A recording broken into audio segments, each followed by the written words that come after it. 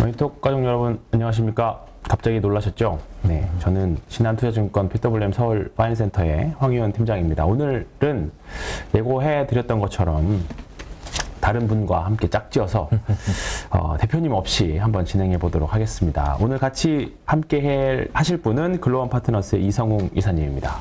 네, 안녕하세요. 안녕하세요. 네, 진짜 오랜만에 네. 뵙습니다. 네, 사실 저희는 옛날부터 알고 지냈습니다. 다른 방송에서부터 알고 지냈었는데 그리고 서로 방송에서만 얼굴 보고 지내다가 오늘 또 우연치 않은 기회에 같이 함께 됐습니다. 그래서 오늘은 같이 서로 주식에 대한 대표님 없이 서로 주식에 대한 관점이나 최근 시장 상황 돌아가는 거 같이 서로 이야기하면서 조금 더 진솔한 대화. 네. 저도 사실 하고 싶은 말이 많았는데 대표님 자꾸 가로막은 적이 많았었거든요. 그래서 그런 대화들 좀 해보도록 하겠습니다. 오늘 여전히 좀 많이 힘들었죠. 힘들었는데 일단 증시 점검부터 하고 가겠습니다.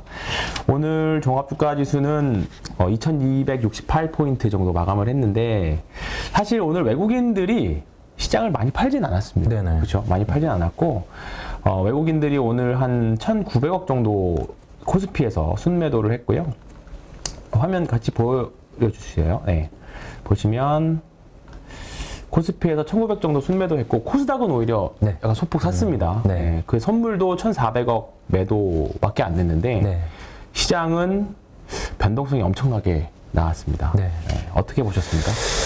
일단 우리나라 시총 상위 쪽 거래소 기준으로 봤을 때는 뭐 반도체 쪽 아무래도 이 부분이 주가가 약했어요. 수급 같은 경우도 이탈을 했고 이러한 현상 같은 경우가 삼성 쪽에서 어제 실적 발표 이후에 뭐 빅그로스 부분 그러니까 이게 생산량 같은 경우를 저번 분기 대비해서 한 20%를 증산한다고 밝혔거든요. 그러면 우리가 여기에서 알 수 있는 점은 지금 시각으로 가지고 있던 시나리오들 우리가 SK 하이닉스를 뭐 북밸류로 봤든 여기에서 할인을 줬든 그래서 8만 원대에서 반등이 나온 거였는데 이제는 그 시나리오가 깨졌단 말이죠.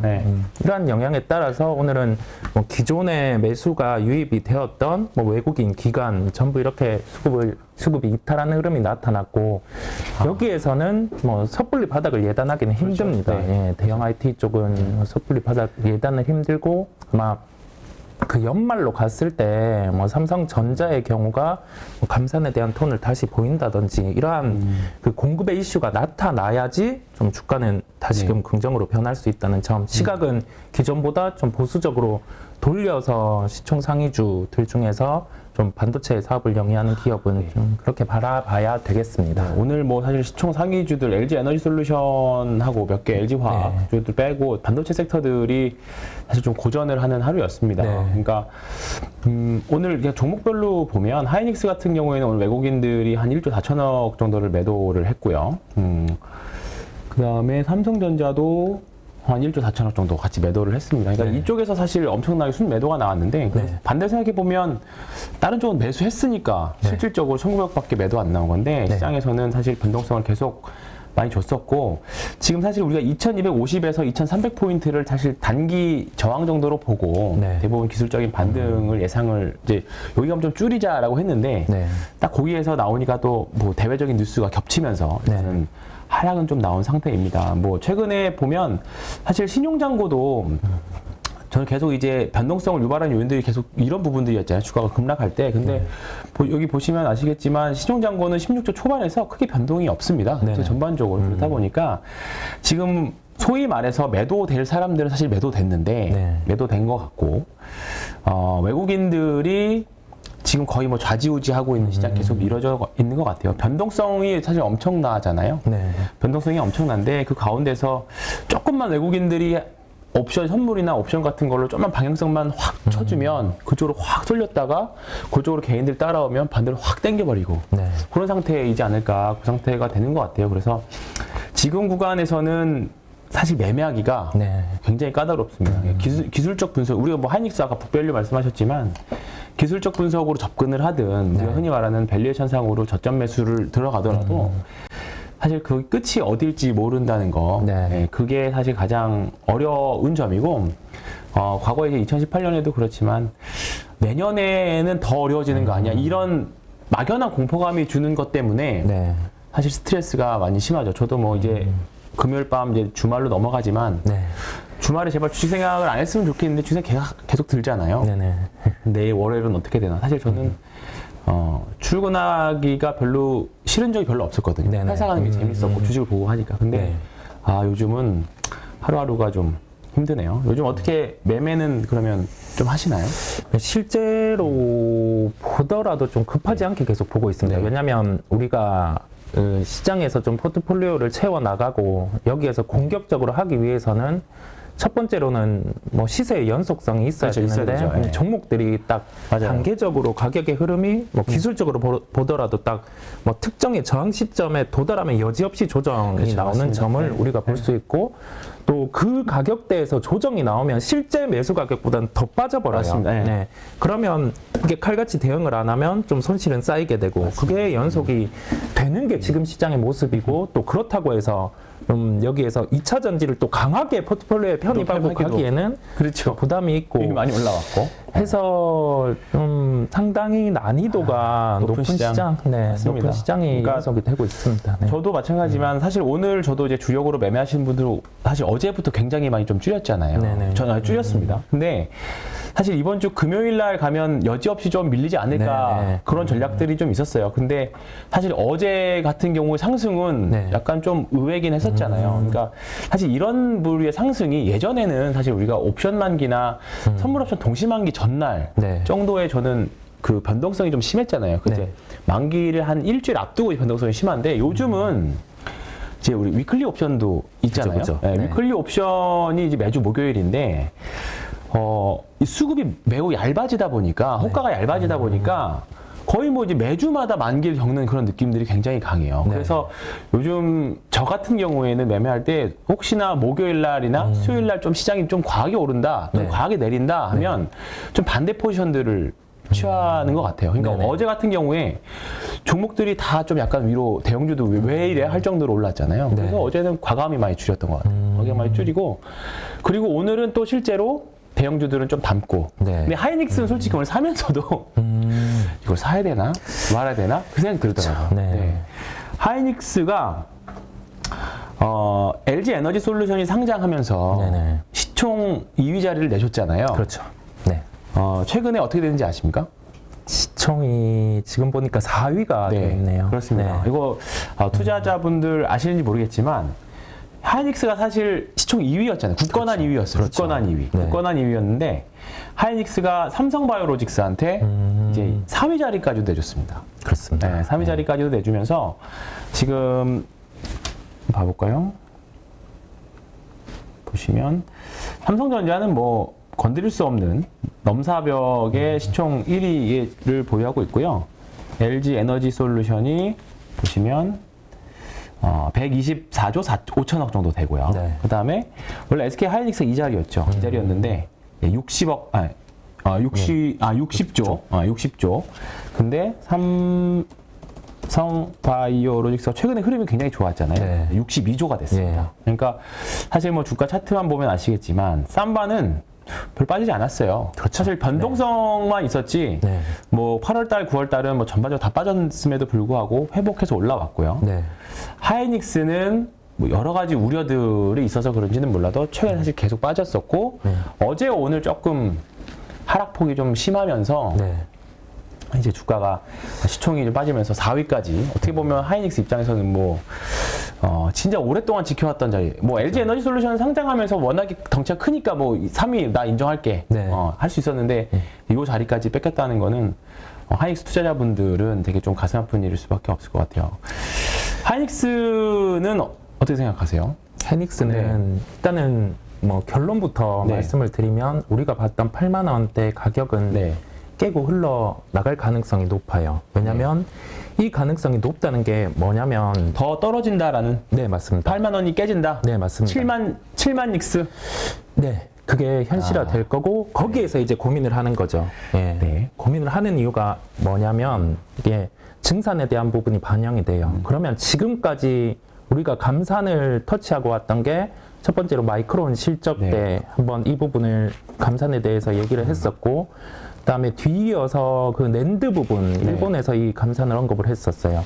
그리고 하이닉스 같은 경우가 직접 실적 발표 이후에 감산을 언급을 하면서 주가가 한 차례 또 이렇게 반등이 네. 나왔었는데 이 딱 어느 정도 현재 그 블룸버그 기준으로 보면은 북밸류가 한 9만 7천 원 정도, 네. 6, 7천 원 정도 돼 있어요. 그런데 이 부분이 감산이라든지 그 요소가 그 반영이 안 되고, 됐었죠. 네, 안 그렇죠. 되고 네. 여기에 더해져서 좀 하반기로 갈수록 실적이 안 좋아질 수 있는 전까지 그렇죠. 가만히 안 되다 보니 주가 같은 경우는 이 구간 이상을 못 넘어섰어요. 네. 그런데 이 감산에 대한 부분이 또 이게 되려 전자 입장에서는 증산을 더 하는 그렇죠. 꼴이 됐거든요. 네. 그러면 여기에서 기존에 이 9월 30일에 봤던 저점 같은 경우는 좀 깨고 내려갈 가능성이 높고 좀 여기에서는 다시 주가가 자리를 잡아야 돼요. 그 그렇죠. 자리를 잡는다고 하면 뭐 4분기 뭐 실적 전에 이 측면이 가까워질 텐데 아무래도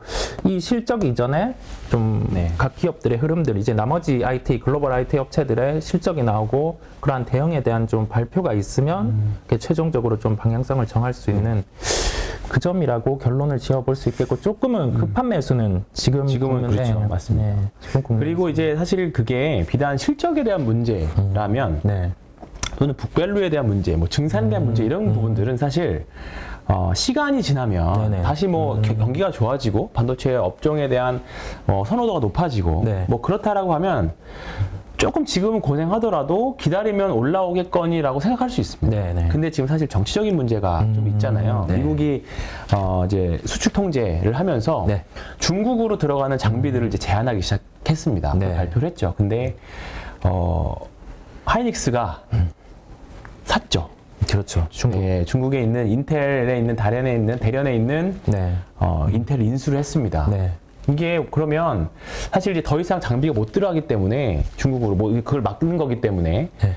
그렇다면 이제 뭐 일단 이제 나노별로 조금 제한을 했기 때문에 근데 그 나노가 굉장히 조금 옛날 이제 반도체 좀 정말 그 공정 첨단 기술이 필요하지 않은 것들, 네. 그러니까 수익성이 좋지 않은 반도체들만 생산할 수밖에 지금 없게 되었어요. 그러면 앞으로 그러면 이제 하이닉스 입장에서는 디램이 거의 절반 정도인데 중국에서 생산하는 게 그러면 이게 사실 더 주가를 발목을 잡는 요인이 될 수 있다고 봅니다. 그러면 지금 하이닉스 같은 경우에는 다른 쪽에다 공장을 지어야 되거든요. 네. 아마 지금 용인인가? 거기다 지금 짓고 있는 걸로 알고 있는데 네. 아직 삽도 못 떴거든요. 그러면 본격적인 생산이 들어갈 거면 뭐 지금 원래는 25년인가 생산으로 정확한 지금 제가 수치가 정확히 지금 갑자기 생각이 나서 말씀드립니다. 그래서 정확한 수치를 말씀을 못 드리는데 25년 이후에 생산이 된다라고 하면 아직 꽤 많이 남았잖아요. 그러면 그때까지는 굉장히 좀 고생할 수밖에 없는 실적으로도 아무리 북밸류 해도 지금 보니까 PBR 1배를 드디어 깨고 내려가는 것 같거든요. 올해 실적 기준으로. 네. 근데 평균적으로 계속 1배 이상을 유지했었고 1배 깨면 사자 그런 자리였었는데 포스코 0.3배와 같은 그런 이제 단단한 지지선 같은 그런 느낌이 있었습니다. 근데 지금 여기를 깨고 내려왔다라는 거는 뭔가 이제 하이닉스가 우리가 항상 기업이 좋아질 때 보면 멀티플을 좋게 주거나 그럴 때 약간 우리가 기존에 썼던 방식을 달리 줘야 되잖아요. 네. 네.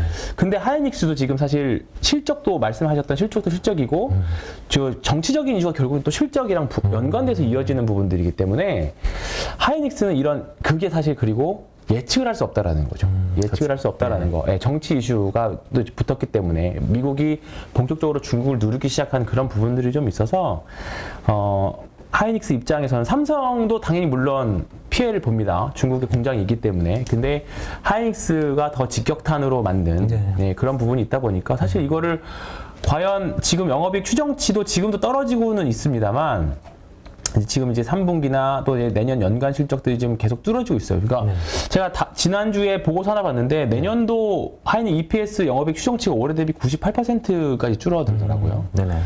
그것도 아마 감안해서 아마 보고서를 만든 것 같은데 목표가를 그때도 13만 원으로 여전히 냈던 보고서였습니다. 네. 지금 내년 영업이익을 올해 대비 절반으로 줄어들든 98%까지 줄어들든지 간에 목표가는 13만 원 정도로 제가 봤던 리포트가 있고요. 이거 평균치 한번 봐볼까요? 평균치 목표가는 지금 보면 얼마로 돼 있나요? 예, 12만 원대네요. 그러면 12만 원, 13만 원 사이로 되어 있다는 거겠죠. 네. 근데 여전히 바이고. 근데 이 부분이 이제 목표 주가가 하향이 네. 조금 더 드라마틱하게 나오면 이제 본격적으로 누군가 한 명이 홀드 의견을 계속 내잖아요. 사실 네, 바이나 홀드 의견. 근데 여기서 누군가 애널리스트가 한 명이 목표를 확 낮추는 뭔가가 나오면 네. 이게 약간 트렌드처럼 쫙 같이 내려가거든요. 그래서 목표 주가가 내려갈 수 있다. 먼저 이제 주가가 선반영해서 움직이는 것 같기는 한데 네. 오늘 만약에 주가가 하락하면서 거래량이 나오지 않았다라고 하면 정치적인 이슈 뭐 그냥 단발적으로 지나갔다라고도 해석할 수 있을 것 같아요. 근데 오늘 이 약간 투매성으로 나왔거든요. 네. 이건 뭐 작정하고 던진 거잖아요. 사실 그렇죠. 거래량이 많이 실렸기 때문에 여기와 비슷하게 오늘도 많이 실린 거거든요. 근데 이때와 지금 이때는 사실 그냥 경기에 대한 우려 정도로만 네. 우리가 인식을 했었죠. 뭐 흔히 말하는 뭐 캐파 이런 것들, 영업이익에 대한 부진 우려. 근데 오늘은 사실 뭐 실적도 실적이지만 저는 정치적인 우려, 불확실성이 네. 사실 이게 더 공포스럽잖아요. 잘 모른다는 거. 그렇죠. 예측이 어렵다라는 것들 때문에 네. 그거와 그 투매 그 부분들이 합쳐진 뭔가 공포의 투매가 아니었나 이렇게 생각을 하고 있습니다. 그래서 삼성전자도 삼성전자지만 하이닉스는 저도 이성웅 이사님과 좀 비슷하게 저도 오늘 좀 추가 매수를 일부 하긴 했습니다만 여기서 더 이상 공격적으로 사지는 못할 것 같아요. 네. 사지는 네. 못하고 일정 부분 또 이게 급하게 떨어지면 또 V자 반등은 또 일정 부분 뒤쪽 반등 리바운딩은 나오죠. 네. 근데 그런 점들을 이용해서 물량을 계속 줄여나가는 그리고 사실 지수 때도 2250이잖아요. 네, 뭐 네. 시총 4위 아무리 3에서 4에서 내려왔다고 하더라도 4위기 때 뭐 큰 대형주기 때문에 네. 일단은 조금은 반도체 섹터들 특히 또 더 크게 타격을 받을 수 있는 거는 하이닉스와 같이 협력한 소부장 회사들. 네네. 예, 그거는 좀 밸류체인을 저도 좀 살펴봐야 되겠는데 그런 쪽은 좀 있다면 비중이 좀 있으시다라고 하면 네네. 차라리 고르신다면 삼성전자와 협업을 하는 소부장 쪽으로 고르시는 게 좀 낫지 않을까 그렇게 생각을 하고 있습니다. 하이닉스는 이 정도로 정리하면 될 것 같고요. 근데 오늘 좀 특징적인 섹터가 있었습니다. 마치 기다렸다는 듯이 네. 예, 그렇게 실적 좋고 그 자동차 잘 만들고 한다는데 네. 다른 쪽 다 잘 나갈 때 사실 최근에 좀 시장 좋을 때 가장 죽었던 sek터가 자동차였잖아요. 네네. 근데 오늘 현대모비스가 꽤 급등을 했고요. 네. 반대 모습을 보여줬습니다. 하이닉스가 거의 뭐 데칼코마니처럼 네. 현대모비스는 마치 그동안의 부진 씻듯이 장대 양봉을 그리고 네. 대량 매수가 나왔고 네. 그 다음에 현대기아도 현대차도 사실 오늘 조금 바닥에서 좀 아직은 약하지만 네. 반등이 나왔고 기아도 반등이 나왔습니다. 자동차 섹터는 일단 어떻게 보시나요? 일단 완성차 같은 네. 경우는 조금 주저는 돼요. 네. 3분기 뒤에 4분기의 실적 톤을 현대차에서도 직접 조정은 했는데 네.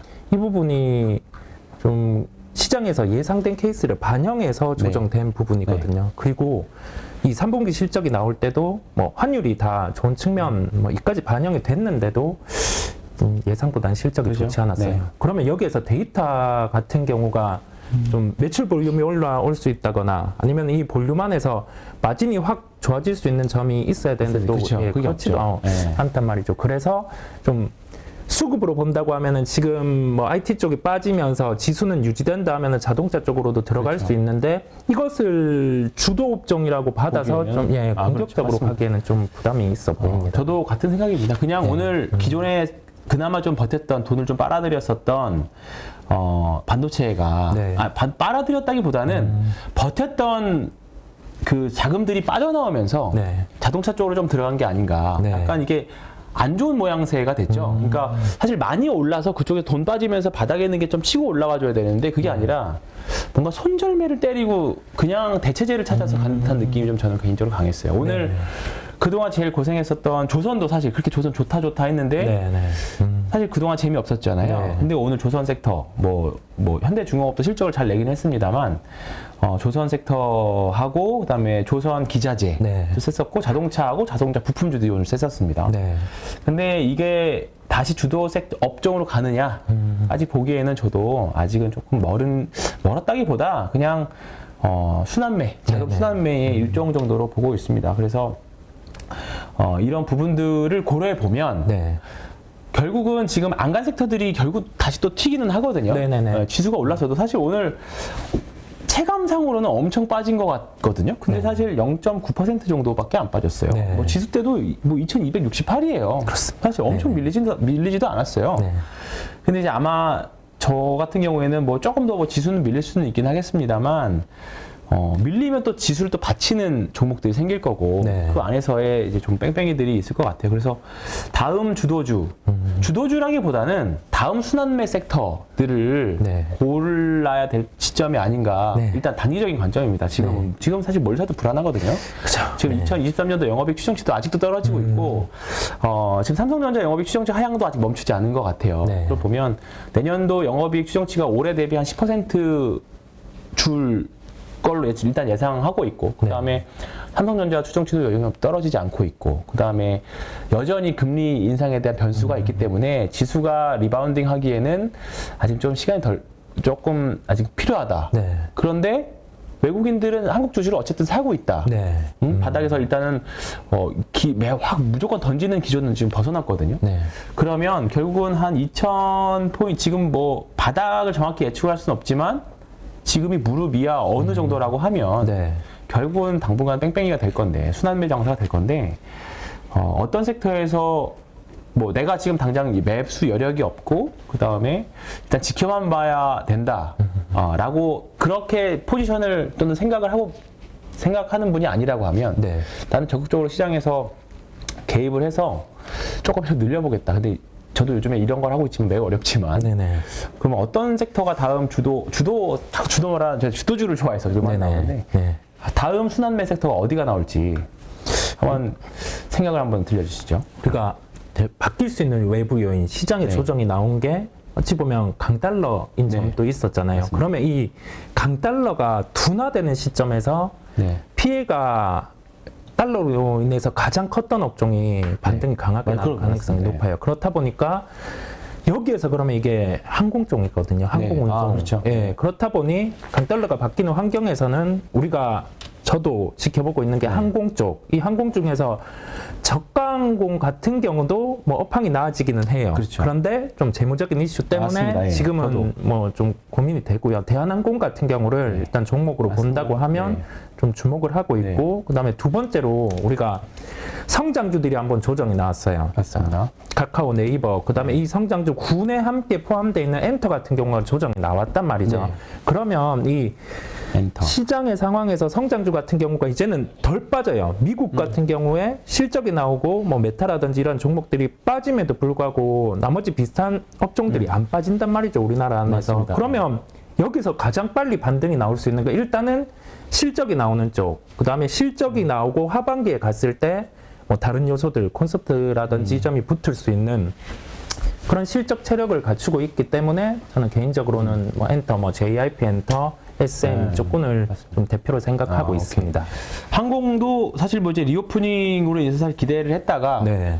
거기서 이제 한 단계가 아니라 두 단계 정도 지금 빠져 있는 상태죠. 네네. 맞습니다. 그러니까 대안으로 충분히 뭐 사실 상승에 대한 그 스토리도 가지고 있고, 네. 실제로 실적 개선폭도 가지고 있고, 지금 강달러가 이제 조금 둔화될 거다라는 말씀하셨는데, 네. 사실 그 의견을 이미 저희 한국은행 총재님께서 했었죠. 올 네. 이제 10월 중순에 요 기사 보셨는지 모르겠지만, 네. 이게 이제 사실 미국 서학개미 분들한테 했어요. 근데 결국은 이제 중장기적으로 환율이 1,200원대로 내려간다라고 하면, 사실 지금 원화를 달러로 딱 바꿔가지고 하기에는 네.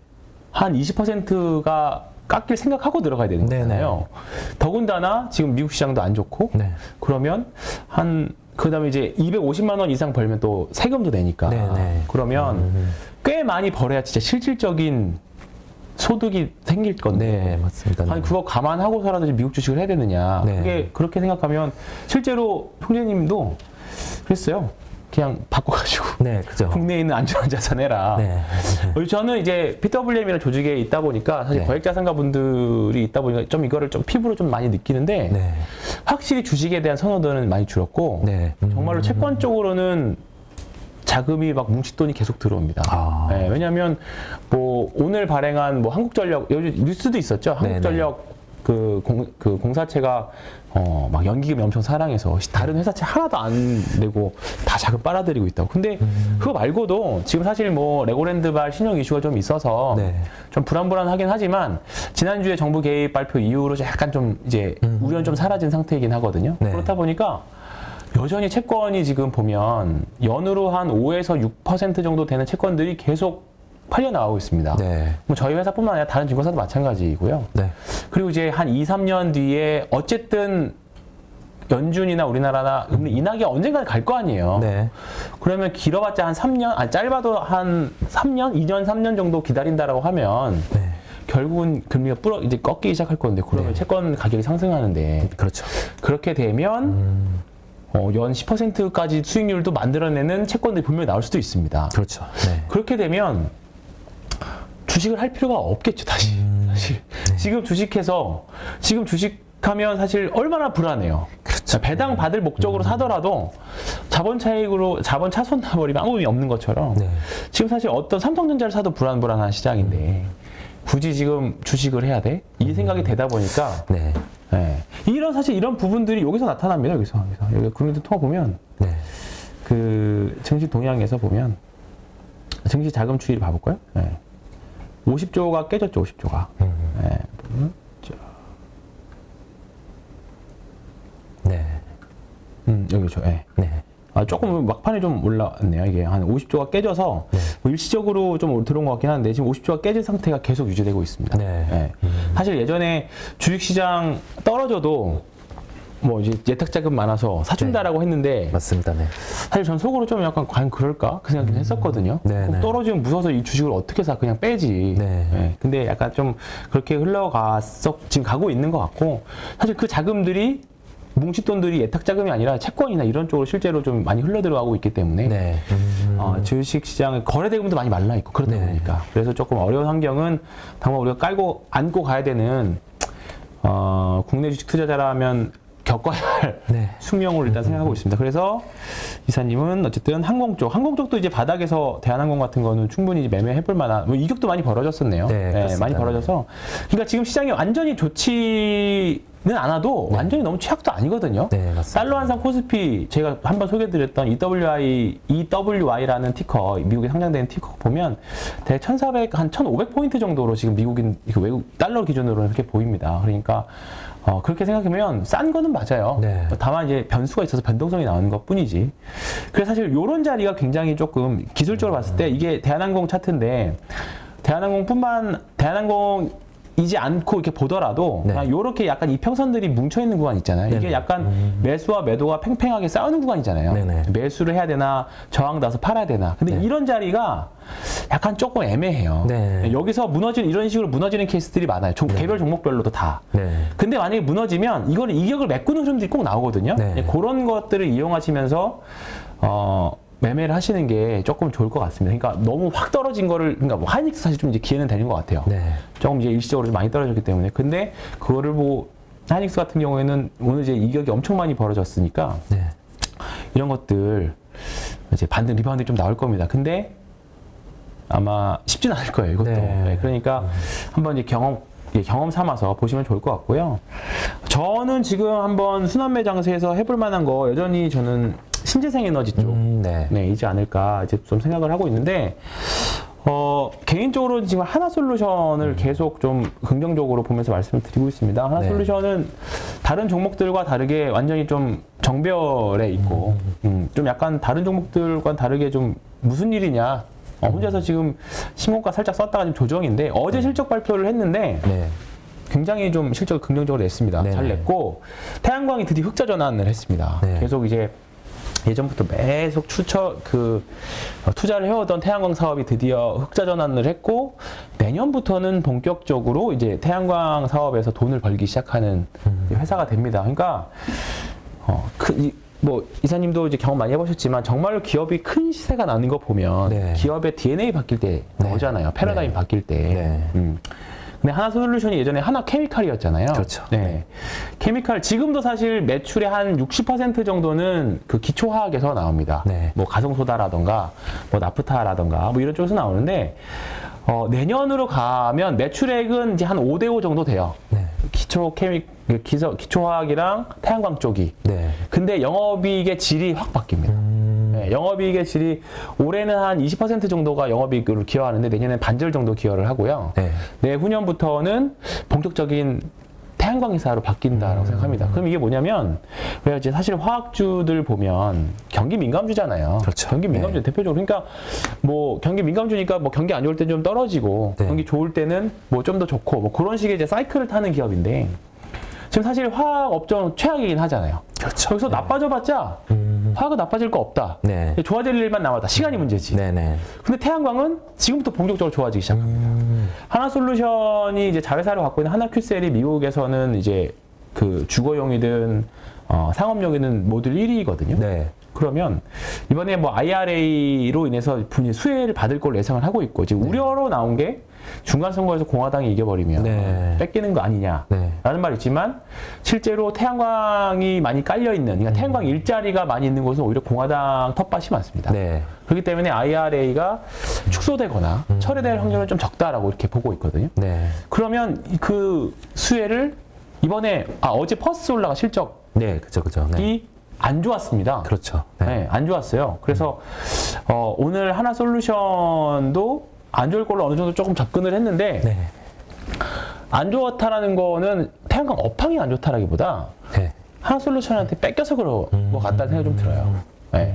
그러면 하나솔루션이 이제 본격적으로 내년에 지금이야 뭐 변동성 구간인데 어제 사실 실적 발표하고 어제도 또 우리가 세론이라는 표현 쓰잖아요. 네. 이게 분봉 차트인데 네. 이게 잘 가다가 실적 발표하고 훅 빠졌어요. 네. 맞습니다. 급락을 한번 확 했습니다. 이게 얼마나 빠졌냐? 이게 한 순식간에 한 6, 7% 정도 빠졌었네요. 여기 빠졌다가 바로 회복을 했었거든요. 네. 근데 이제 오늘은 뭐 여타 대형주들 다 밀리는 날이어서 빠지긴 했는데 하나솔루션은 어쨌든 지금 여전히 추세는 깨진 것 같지는 않고 네. 뭐 아직 긍정적으로 그러니까 내년도에 어차피 전체적인 코스피 영업이 주는데 결국 내년에 분명히 알파를 내는 기업들 성장하는 기업들이 좋을 건데 일단은 추정치들이 올해도 좋지만 내년 내후년도 일단은 더 늘어나고 있습니다. 만약에 내년에 IRA로 인해서 수혜를 받고 보조금 받고 하면 영업액 추정치는 조금 더 올라갈 수 있을 거라고 봐요. 이거는 지금 이제 아직은 그것들이 반영이 안 된 것 같은데 제일 좋은 거는 목표 주가를 올리는 것들이잖아요. 그래서 목표가의 구체적인 전반적인 상향 이제 어제 실적 발표를 했기 때문에 네.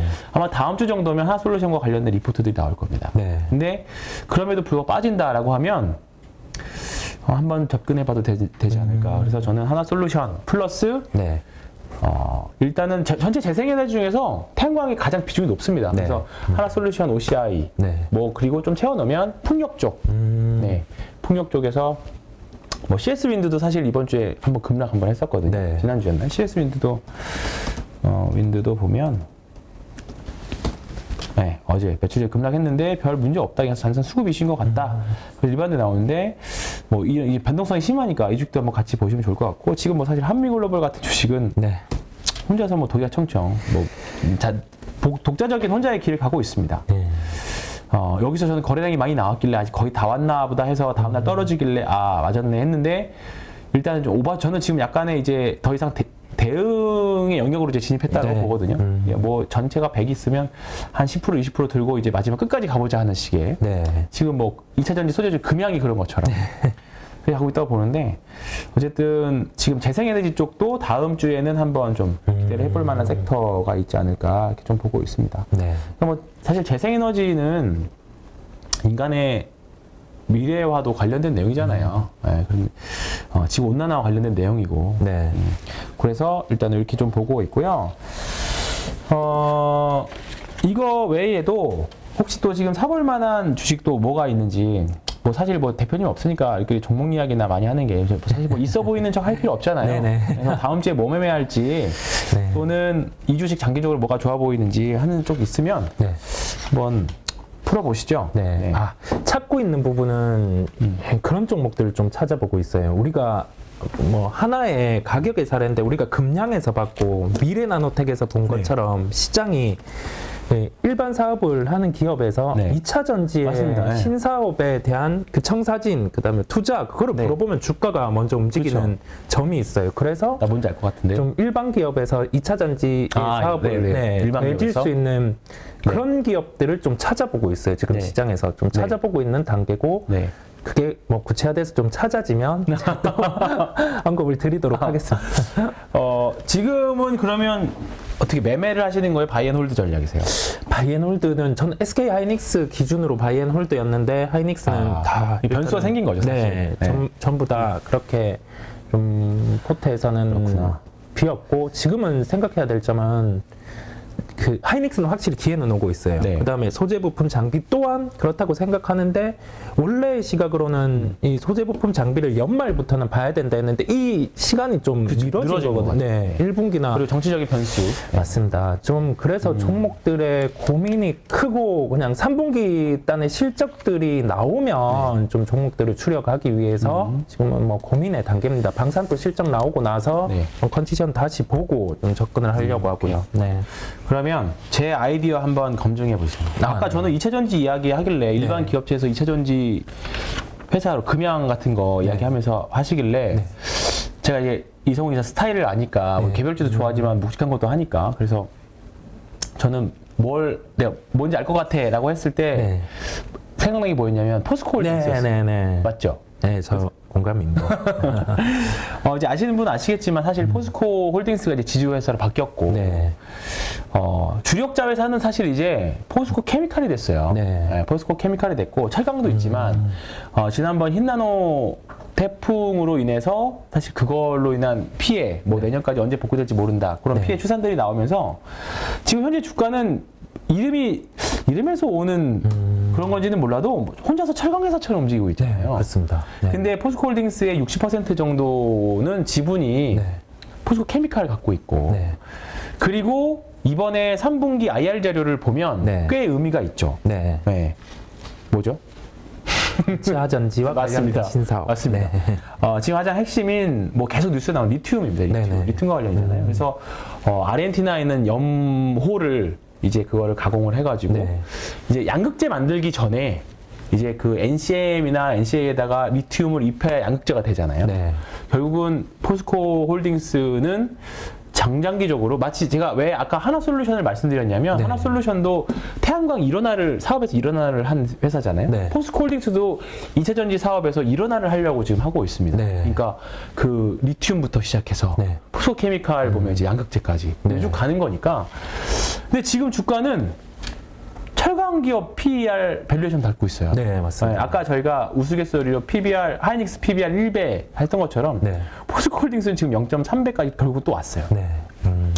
그러니까 철강 기업으로 봐도 사실 이번에 뭐 태풍 피해를 있더라도 사실 이 정도 떨어지면 매수할 수 있는 여력이 됐거든요. 근데 시장에 오해가 있는지 또는 시장 참여자들이 아직은 좀 늦게 바라보는지 네. 아니면 제가 판단이 틀릴 수도 있으니까 늘렸는지는 몰라도 어쨌든 지금 포스코홀딩스는 이번에 IR 자료나 공시 자료들을 보면 이제 확연하게 2차전지 회사 네. 또는 지금 수소도 이제 그 철 분해할 때 이제 수소도 부생수소 생산되잖아요. 네.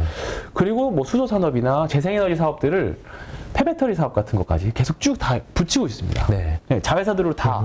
그 자회사들이 사실 뭐 조그만 중소기업들이 아니라 네. 다 파워풀한 대기업군들이잖아요. 시장에서 지배력도 있는 회사들. 그러니까 좀 홀딩스라는 회사가 홀딩스 지주회사라는 거가 조금 아쉽긴 합니다만 사실 네. 우리나라 지주회사들이 굉장히 항상 저평가 받잖아요. 네.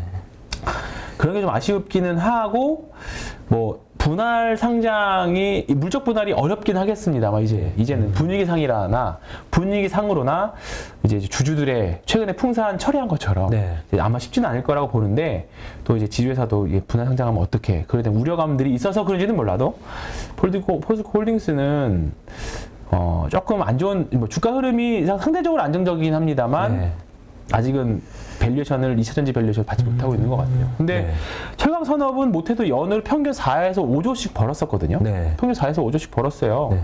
진짜 좋았을 때 7, 8조 벌고 네. 엄청 안 좋았을 때 뭐 그 좀 밑에 벌고 네. 근데 평균 5조 정도 벌었는데 지금 그거 감안하더라도 지금 너무 싼 주가에 있다. 여기다가 이제 2차전지 밸류에이션 본격적으로 네.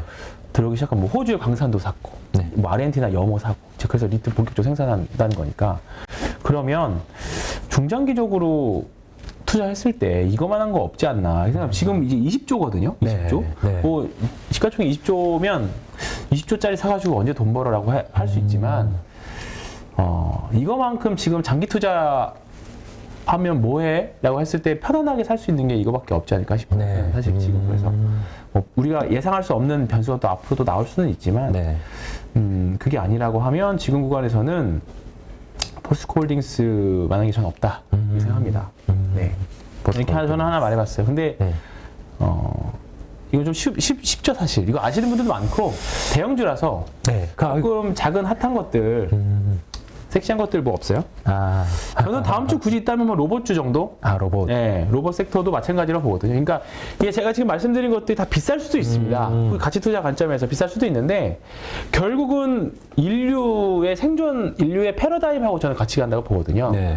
2차 전지도 앞으로 가야 될 길이고, 그 다음에 그 지구 온난화라던가 재생에너지도 결국 인류가 가야 될 길이고, 로봇도 결국 인류가 가야 될 길이잖아요. 네. 그리고 나올 게 뭐 자율주행도 마찬가지고, 자 이번 주에 내심 기대를 했던 게 이제 모빌아이가 네네. 화려하게 데뷔를 했잖아요. 그래서 사실 네. 자율주행차 관련 섹터들이 좀 화려할 줄 알았는데 네. 당일 아침 시초가 정도 30분 정도만 반짝하고 네. 별로 좋지는 않았어요. 근데 이제 자율주행도 결국 2024년도 뭐 2025년도 F에서 자율주행차를 목표로 나온다라고 하면 이게 그나마 조금 단기적으로 성장 섹터이면서 돈도 벌. 그리고 우리가 2013년, 14년도에 전기차 섹터 테마가 그땐 테마였습니다. 네. 2차 전지 테마. 그죠. 근데 지금 하나의 산업이 됐잖아요. 그렇습니다. 근데 자율주행도 그렇게 될 거라고 봐요. 네, 자율주행도 지금은 테마성으로 보이지만 네. 테마가 그냥 나오진 않잖아요. 네. 그냥 뭔가 아무리 허무맹랑한 테마가 나오지는 않습니다. 예전에 그렇죠. 그리고 예전에는 사실 2000년, 2010년 이전에는 뭐 보물섬 테마 이런 거 있어요. 네네네. 유전 테마. 지금 생각해 보면 말도 안 된다고 생각이 들거든요. 근데 그때만 해도 중소기업이 갑자기 막 이상한 못한 기업이 막 중동에서 네. 막 사우디 왕자를 만났다. 사진 같은 것도 찌라시 돌리면서 유전 들어올 수 있다. 네. 또 뭐 서해안에 보물섬, 보물 나오는 거 있다. 이거 캐면 우리나라 빚 다 갚을 수 있다. 막 이런 식의 찌라시성이 있었는데 네. 이제 그런 테마 사실 지금 허무맹랑한 건 없는 것 같아요. 이제 지금은. 네. 근데 지금 우리가 지금 시중에서 이제 지금 흔히 말하는 테마성을 돌고 있는 기업들, 뭐 특히 대표적으로 자율주행도 어떻게 보면 테마 현재는. 네. 근데 이것도 결국 인류가 또는 실제로 기업들이 다 방향성을 갖고 투자를 해서 하는 거잖아요. 네, 그러니까 맞습니다. 자율주행도 조만간에 저는 조만간이 될 수도 있고 또는 좀 시간이 걸릴 수도 있긴 하겠지만 테마가 아니라 하나의 산업이 분명히 될 수 있는 기회가 될 겁니다. 그러면 제2의 LNF나 제2의 에코프로베인 같은 거 찾아내야 돼요. 네. 근데 이제 그 후보군들 치면 다 나오잖아요. 그죠. LNF도 한 2, 3만 원일 때 저도 매매했었거든요. 네. 근데 이렇게 이런 애가 될 줄 몰랐어요. 네. 근데 분명히 자율주행 쪽에서도 이런 애가 분명히 이런 종목들이 나올 거고. 네. 신재생 에너지, 한미 글로벌 이렇게 될 줄 알았나요? 한미 글로벌. 그렇죠. 몰랐죠. 이게 뭐 네. 거의 뭐 이제 10배까지는 아니더라도 지금 4배, 네. 4배 가깝게 올랐거든요. 이런 종목을 또 찾아내야죠. 네. 그래서 물론 이거 다 끝까지 먹기 먹는 사람은 없습니다. 절대 없지만 분명히 뭐 자율주행이나 뭐 신재생 로봇 쪽에서도 분명히 나오지 않을까 생각합니다. 유일 로보틱스라는 종목 보면 네. 지금 이거 사실 이거 실적으로만 놓고 보면 이게 왜냐면 이 리포트를 제가 최근에 봐서 그렇습니다. 딱 네. 찍어서 이게 종목 괜찮다라기보다 네.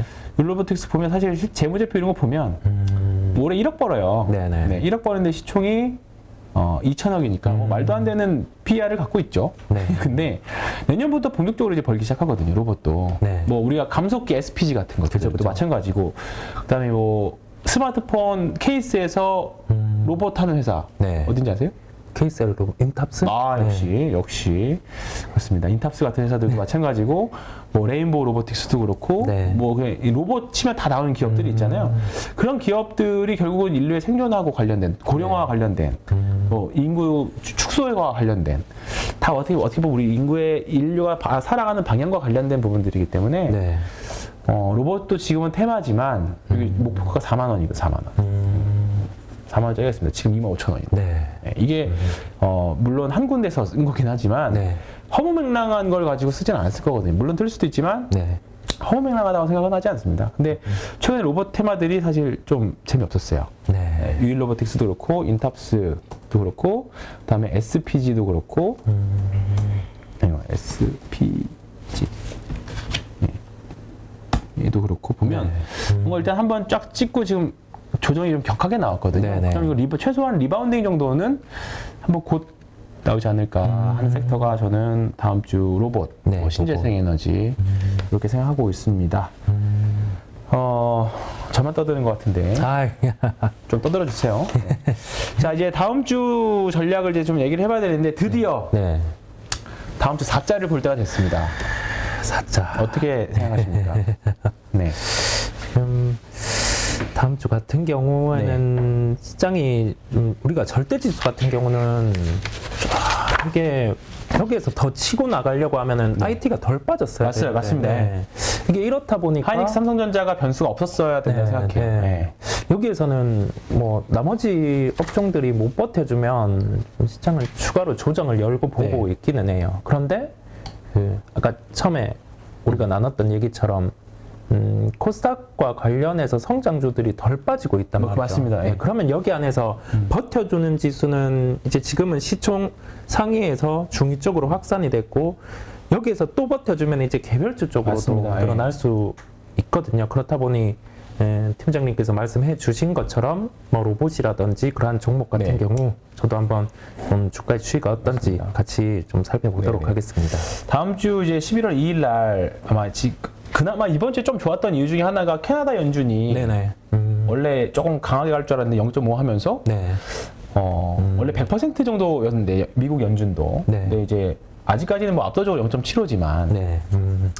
피벗에 대한 기대는 당연히 아닙니다. 당연히 아닌데 이제 경로가 조금은 사실 그거에 대한 기대감으로 먼저 주가가 반영했던 것 같아요. 네네. 연준이 너무 강하게 하지 않을 거라는 기대감. 그래서 오늘의 조정도 그런 부분들도 사실 좀 반영이 됐다고 봅니다. 그래서 다음 주도 이번 주와 비슷한 좀 고변동 성장세는 이루어질 것 같고요.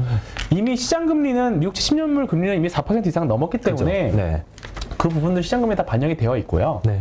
그리고 강달러도 좀 줄고 있고 네. 다음 주에 미국은 좀 안 좋을 수도 있어요. 안 좋을 수 있는데 한국은 무조건 포기. 오늘 저는 올라온 섹터, 자동차, 굵직한 조선 이런 게 올라왔다는 거는 시장이 작은 종목들이 빠지고 종목이 다른 걸 안 샀으면 정말 위험한 건데 올라오는 게 있잖아요. 이렇게 맞습니다, 풍선처럼 누르는 게 있으면 올라오는 게 생겼었거든요. 그러면 다음 주에도 분명히 이번 주에 눌렸던 종목들 좀 심하게 눌렸죠. 뭐 반도체도 가능성이 있습니다. 분명히 리바운딩.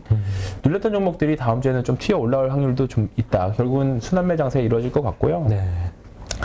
어차피 지금 그 피벗에 대한 기대감으로 좀 오버슈팅 난 거 분명히 2200 뭐 딱 대부분의 분들이 추정한 대로 2300포인트 언저리 가니까 좀 밀렸어요. 그럼 다음 주에 또 2200포인트 정도까지 갈 수도 있는데 이번 주 특징 중에 하나가 그렇게 미국 빅테크들이 폭락을 하고 나스닥 밀려서도 한국 시장은 별로 그렇게 약하지 않았었거든요.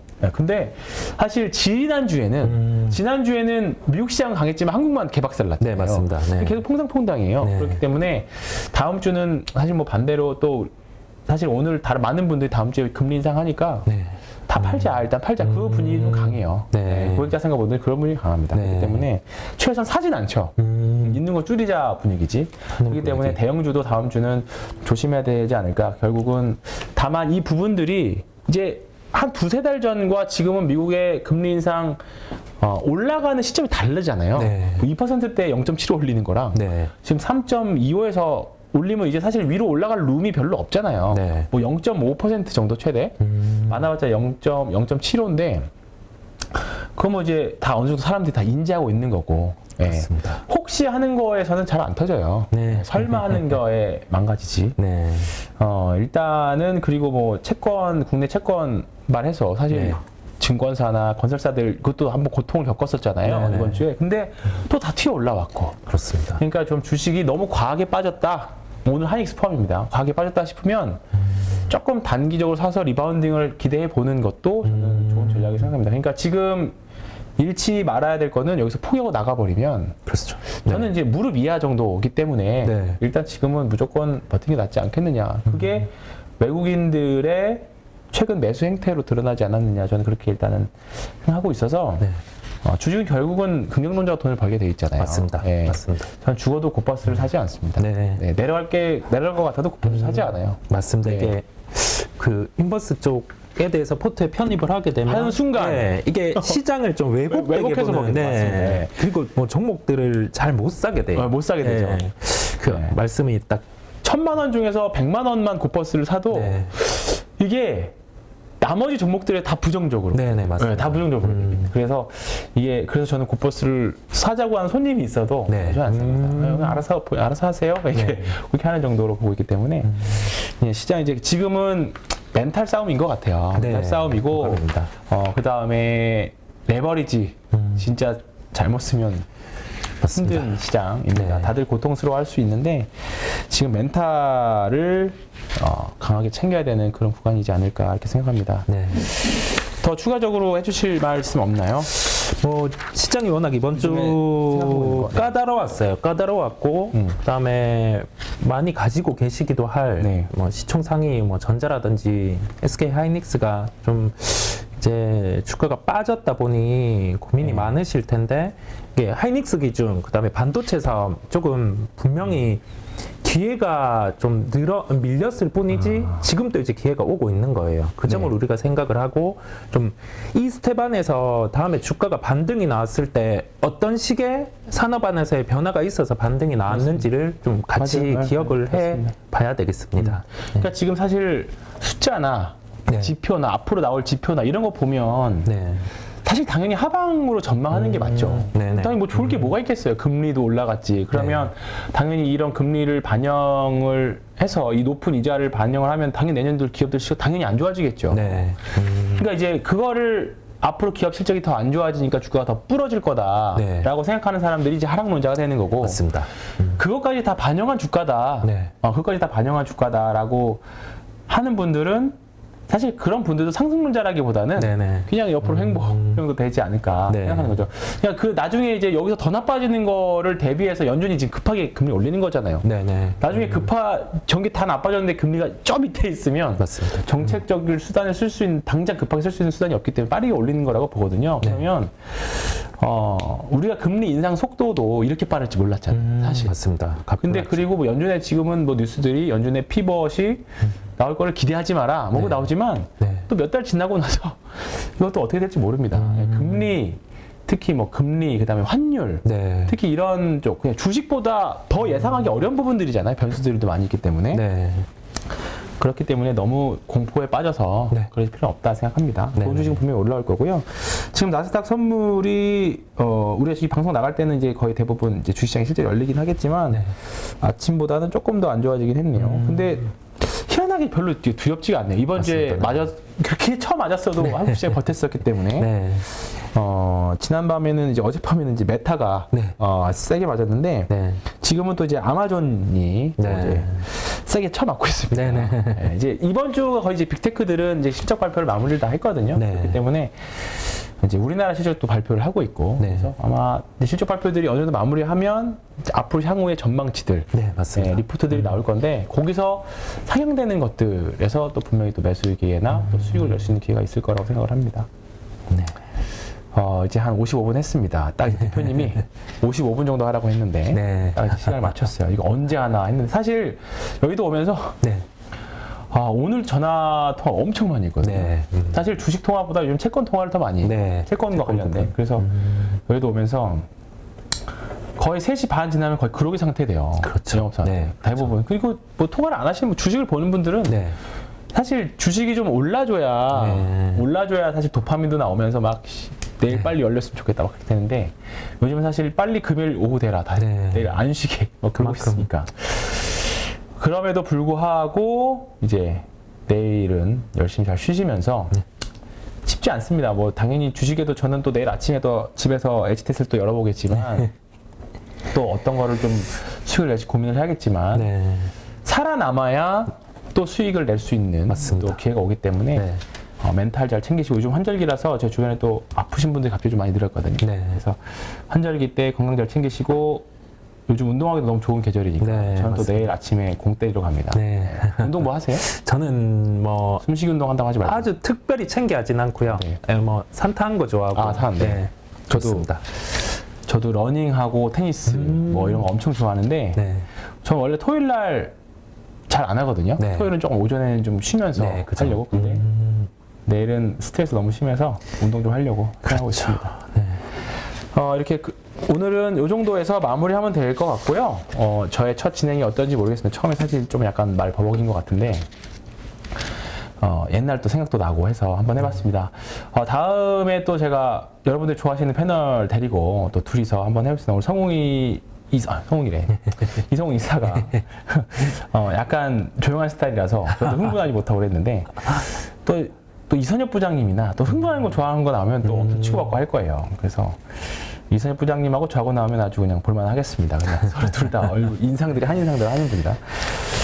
또 집에 가서 또 신혼생활은 어떠신지 모르겠습니다. 네, 잘 지내고 잘 있습니다. 지내시고 잘 쉬시고 네. 또 다음 주에 라이브 방송 하시죠? 네, 그렇습니다. 라이브 방송 때 이성 이사 뵙고 저는 또 땜빵 할 일 있으면 땜빵 하러 오고요. 다음 주 금요일 이 시간에 또 뵙도록 하겠습니다. 네, 여기까지 하겠습니다. 고맙습니다. 누구나 1시간 안에 200개 종목에서 좋은 종목을 고를 수 있는 그런 능력을 배양할 수 있도록 제가 도와드리려고 그렇게 하고 있습니다.